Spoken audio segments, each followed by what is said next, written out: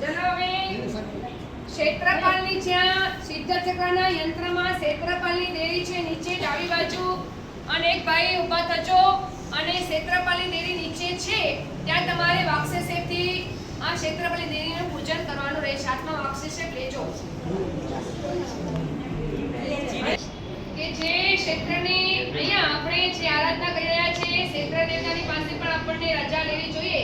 એ ક્ષેત્ર દેવતા અમે જે અહીંયા આરાધના કરી રહ્યા છીએ અમારી આરાધના નિર્વિઘ્નતાએ પરિપૂર્ણ થાય એ માટે આપણે ક્ષેત્રપાલની પૂજન કરવાનું રહેશે. અહીંયા વાક્ષેપથી પૂજન કરવાનું રહેશે.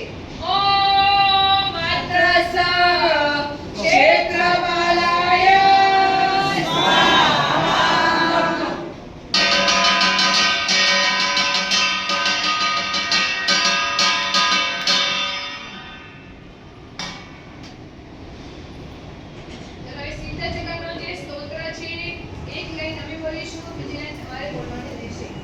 Om